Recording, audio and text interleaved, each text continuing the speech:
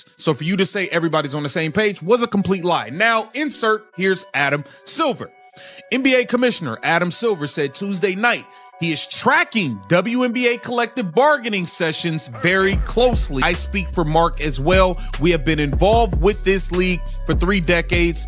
I talked to the people who are at the negotiating. He flipped the entire table with that move.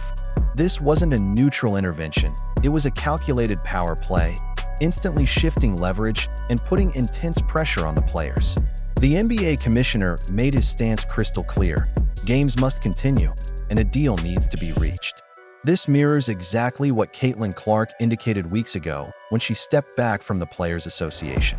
Now, with the most influential voice in professional basketball backing the same position, the landscape has changed entirely. Now, here's Adam Silver, and that he and Deputy Commissioner Mark Tatum would both be willing to join the prolonged negotiations to finalize. All of this is unfolding as the league's founders race to protect their off-season initiatives and maintain momentum. That's why Adam Silver's involvement hits with such impact. He's not just offering guidance. He's sending a clear message. Progress requires compromise from both sides. Meanwhile, discussions keep circling back to player pay, with growing acknowledgement that WNBA athletes remain dramatically undercompensated despite the league's rapid growth. But one key issue is being largely ignored: the 50-50 revenue split the Players Association has been pushing for. Silver is keeping the focus on flat dollar raises rather than percentage-based revenue sharing, directly challenging the union's central negotiating stance. Timing adds even more pressure. Silver made these remarks on December 17th during the NBA Cup Finals in Las Vegas. With the current CBA extension set to expire January 9th, that leaves barely 3 weeks to bridge what insiders describe as a major gap. The players are asking for 30% of league revenue. The WNBA is offering 15%, and Silver is pushing for middle ground. Also said he has great relationships with many of the players and believes the sides are on course for a solution. The current 40-day extension ends January 9th, and that date is fastly approaching.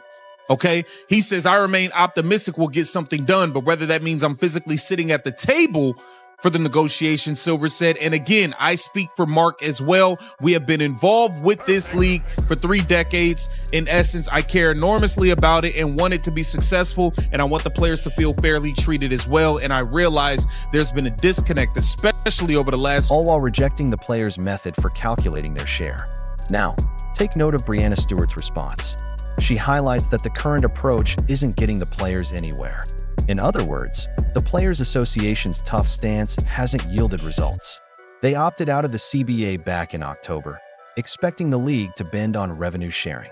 Instead, they've endured 2 extensions, watched the league move forward with expansion plans without them, and now face the reality of the NBA commissioner potentially stepping into negotiations. Stewart says she'd welcome Adam Silver joining the discussions, but the way she frames it exposes just how much the power dynamic has shifted. Her focus is on making sure everyone understands the player's perspective and feelings. This isn't a statement from a position of strength. It reads more like a call for outside pressure, hoping Silver will push ownership to concede. The problem? Silver's position is already crystal clear. He isn't there to enforce a 50-50 revenue split or overhaul the league's financial structure.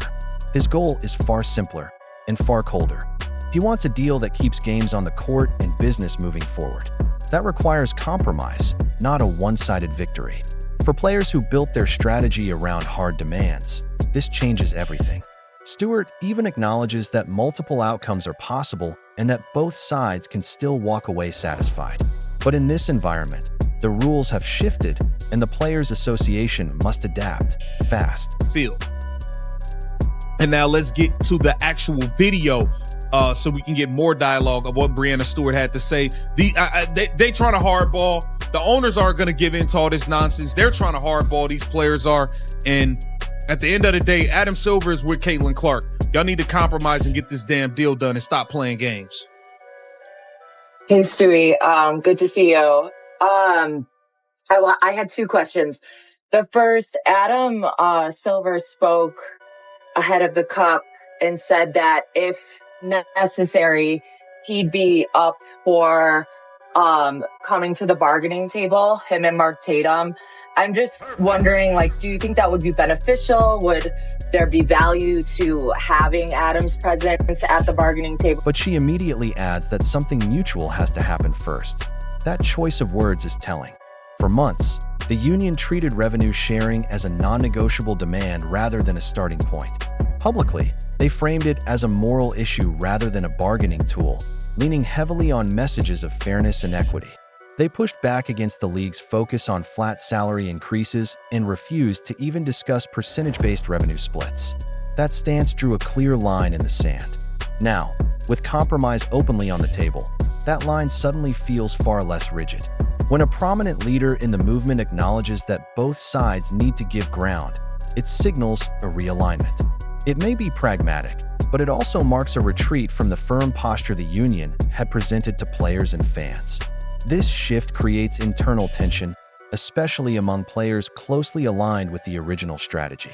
It also complicates matters for stars like Breanna Stewart and Nafisa Collier, who launched Unrivaled to expand opportunities and leverage for players. The longer negotiations drag on, the more questions arise about who actually benefits from the delays. Not every player has the same financial safety net, and not every player can weather a prolonged standoff. As time passes, the gap between leadership rhetoric and on-the-ground reality becomes harder to ignore. What began as a unified front now risks exposing cracks within the player base. With Adam Silver focused on resolution rather than redistribution, the pressure is no longer solely on ownership. It's now on the Players Association to reconcile public demands with what they're genuinely willing to accept at the bargaining table. The underlying fracture becomes even clearer when Stewart is asked about Project B, the new 3-on-3 league set to run from fall through April. That schedule directly conflicts with Unrivaled's winter window, and her answer reveals more than she probably intends. The season is going to run from fall to April, which is in direct competition with Unrivaled. What were your immediate thoughts when you heard about Project B? And what's the long-term answer for the landscape of women's basketball? Is it to have one premier league? Is it to continue developing all of these leagues? Like, what is truly the answer? What is the ideal world for the women's basketball landscape? Yeah, I mean, I think my immediate thoughts when I saw Project B, I was kind of like, well, they saw what worked. You know, they saw the success that we had here at Unrivaled, and they wanted to be a part of that in their own way and try to do it. But at the same time, knowing, what we're doing. She explains that Project B studied what worked for Unrivaled and tried to build its own version of that structure. But she immediately shifts to drawing a line between the two, emphasizing Unrivaled's player equity, centralized resources, and athlete-first infrastructure. What stands out, though, isn't what she highlights, it's what she avoids. She never acknowledges that Project B's calendar actually fits more cleanly with the WNBA schedule. She doesn't mention that players who want to keep competing overseas and still play a full WNBA season now have a realistic pathway. Instead, Project B is dismissed as an imitation, while Unrivaled is portrayed as the gold standard. That's not neutral analysis. It reads like branding. Her response exposes a tension that has been present in these negotiations from the start. Later, she argues that if the WNBA schedule isn't aligned with everything else, nothing works. She says consensus is essential, yet in the same breath admits consensus doesn't exist, and her top priority remains Unrivaled. That contradiction matters. The Players Association is meant to serve all WNBA players across different incomes, career arcs, and off-season needs.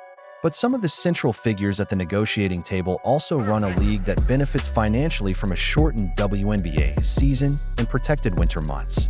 Those incentives don't perfectly match what the broader player base wants. For many athletes, a longer WNBA season and flexible off-season opportunities are far more valuable than a tightly controlled alternative league. Right now isn't really getting us anywhere, so if that means that Adam and Mark need to come to the table, we're more than happy to have that, and just making sure everybody understands what we want and how we feel, and realizing that both things can be true together. Everybody can agree and like get what they want out of this. But there has to be some, like, I don't know, mutual, some things in common happening first. So yeah, if Adam wants to come, I would love to have. She made it clear that players need to compromise because, at the end of the day, the games have to be played. And the implication was obvious. Some players appear more invested in protecting their off-season ventures than prioritizing the league that actually pays them. Commissioner Kathy Engelbert claimed the roster was unified, but that narrative fell apart quickly. Players like Dejounte Carrington and others publicly sided with Caitlin Clark, exposing genuine fractures within the locker room. That internal split is a key reason negotiations have stalled, and why Adam Silver is now stepping in personally. Silver announced that he and Deputy Commissioner Mark Tatum are prepared to sit in on the next round of talks. That detail matters. Tatum does not get involved in standard bargaining. When he shows up, it's because the NBA views the situation as a real business threat. He oversees league operations and global growth, and his presence signals that major financial interests are on the line and the league intends to protect them. And right now, the WNBA has a lot to protect. The league is in the middle of historic expansion. Golden State enters next season, with Toronto and Portland set for 2026. Momentum is at an all-time high. New media rights agreements are projected to generate roughly $2.2 billion over 11 years, starting in 2025. A work stoppage would be damaging. A lengthy one could be disastrous. At the same time, the NBA and WNBA cannot hand players unrestricted control over revenue. A 50-50 split would effectively do that, especially for a league that still operates at a loss. Silver and Tatum are balancing growth with financial reality. Stability requires compromise, and compromise requires both sides to adjust. The real question now is whether the Players Association is ready to confront that reality, or whether it will keep pushing demands the league has already said it cannot accept. Silver said ahead of NBA Cup final in Las Vegas, "I talk to the people who are at the negotiating table on a daily basis, and I've said before, we, the NBA, WNBA collective, acknowledge that our players deserve to be paid significantly more than they have so far based on the increased success of the league, and it's just a question now of finding a meeting of the minds in terms of what